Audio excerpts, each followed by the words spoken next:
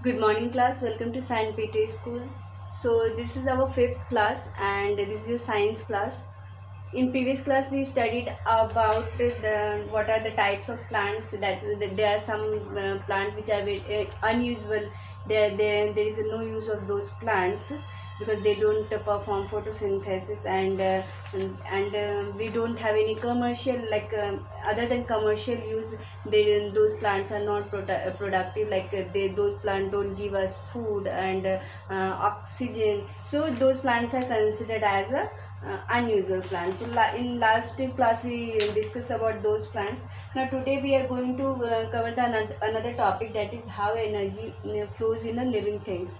So now before starting the class, I would request all the students, please take out your books and keep in front of you.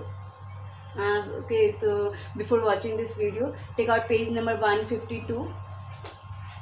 Okay, very nice. So now first of all, read out the first line written in a pink color box, that most insectivorous plants are colorful and produce more nectar to attract insects. Okay, so we already discussed this point in the last class also, that there are some insectivorous plants have a characteristics like they have very colorful flower, they have very attractive petals flower, so that insects get attract to those flower, and in this way insectivorous plants survive because they are dependent on the nutrition of those insects, right?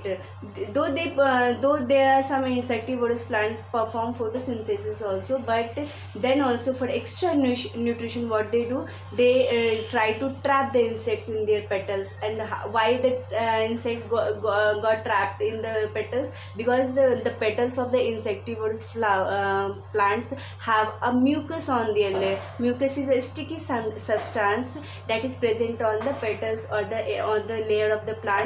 So when the insect try to sit on that, they easily trap, they get stick to that plant, and they can easily trap those insects for their nutrition. So that is why it's written here that insectivorous plants are colorful and produce more nectar to attract insects. Nectar is nothing but the same thing whatever I told you, that is mucus.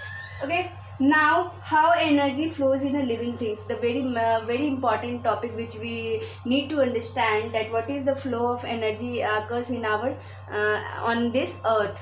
Okay, so on the basis of their eating habits, it has been observed that there is a particular source that is a particular flow of energy always continuous goes on the earth.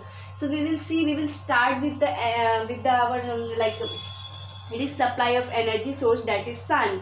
You can see here, we will start from here. Why from here? Because sun is a resource of energy. It is the main source of energy for everybody, for us, for plants, right? So on the sun is the main source of energy on the earth. Plants trap sunlight and prepare food. We are studying from the last class that plants require sunlight for preparing their food. We have also discussed some experiment over it, that sunlight is very important for photosynthesis. So plant is totally dependent on sunlight for their food. We all have seen in the last class. Now the herbivores like deer. Okay, herbivorous animals are those animals which are totally dependent on the plants for their food. Okay, so we have discussed all these terms, what is herbivorous, what is carnivorous and omnivorous, and we are studying it from the childhood days, that what is herbivorous, what is omnivorous and what is carnivorous.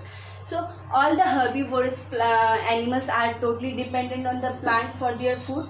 I am only talking about those herbivorous animals, the animal who only eat plants. Okay, so these animals totally dependent on the plants for their food. For example, which animals comes under this?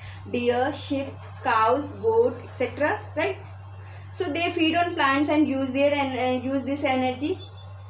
Now these plant eating animals are eaten by carnivores like lion, cheetah, snakes, etc. So these small animals are eaten by the big animals, even the carnivorous animals also, which are small in size.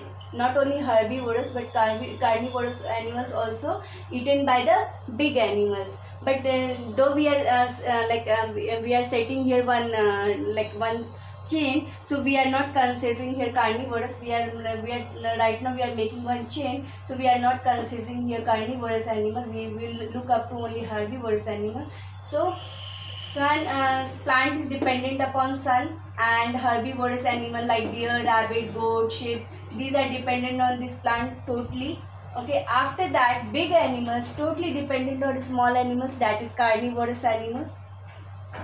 Okay, so and carnivorous animals. So up to this, what we are looking here, that everyone is dependent on each other, and these plant. Okay, so energy flows from the sun to the plants, from plants to the herbivorous, and from herbivorous to carnivorous, and this is only called the food chain. Okay, this is only called the food chain. What is this known as? This is known as the food chain. So how you will describe that like on our earth, every nature is dependent, every creature is dependent on each other. For example, sun, plant is dependent on sun, while herbivorous animals are dependent on plant, while big animals like tiger, lion, or the carnivorous animals are dependent on herbivorous animals. So what they are doing, they are making the chain. Okay, the chain ends here, it again will goes to the sun only. Okay, so you can do like this, and it will chain, after some time what happens, big animals dies, and it dies, and the chain stop here only. So we can say that there is and it mix up into the soil, and sunlight decay those animals. So a chain is ended here. Okay, so this is called food chain. What is this called? This is called food chain. Okay, this is very important. What is this called? This is called food chain. So sun energy flows from here, goes here, then goes here, and then it mixes into the land, and again it ended here. So that's why it's making a chain, and that this is known as the food chain. Okay, so now you will come to the page number 153. You will see that there is another topic is written, interdependence. Now what is interdependence? Okay, so the term itself means that there is something dependent on each other, right? Interdependence means like something which is totally dependent on each other. So on the basis of we can say need, it's not only about the food habit. We can say on the basis of need, and as well as the food habit, there is two creatures which is totally interdependent on each other. Okay, this is a very basic requirement. Not only food, this is a very basic requirement to survive also. There is two creatures on the earth which is totally interdependent on each other, that is plants and animals. Okay, animals include us also, includes human beings also. So plants and animals are interdependent on each other. Now read the lines given on your book. Plant and animals depend on each other. Okay, plants give food and oxygen to animals, while animals give out carbon dioxide for the plants to prepare food. We studying it from our childhood days only, that what plants do. Plants gives oxygen to us, and we exhale carbon dioxide, and plants use those carbon dioxide for preparing their own food. So what we are looking here, animals or we human beings exhales CO2, and CO2 plant absorb those CO2, and again they release O2 after the photosynthesis process, and those O2 is taken by us or the animals. So this is only known as the interdependence. Interdependence is nothing totally dependent on each other for the requirement is known as the interdependence. Okay.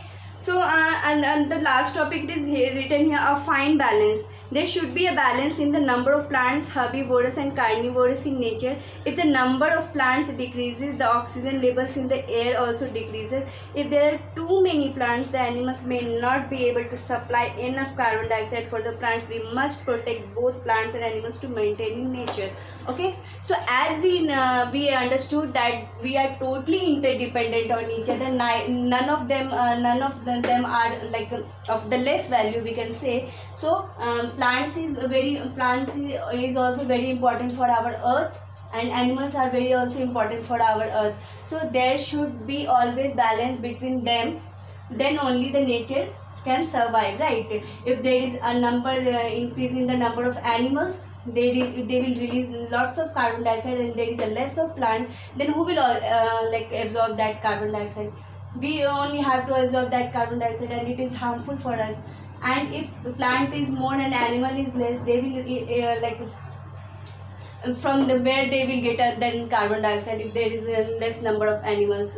So this is called interdependence also, and this is very important to make a fine balance on the earth.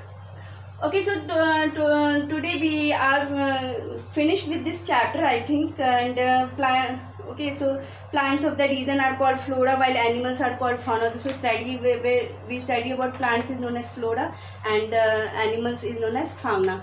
Okay, so we are done with this chapter. We will discuss about some points given on the page number 154 in the next class, and we will like move with the exercise also in the next class. Till the time, what you will keep revising all the notes, all the points we discuss in this chapter. So we will meet in the next class. Thank you. Bye bye.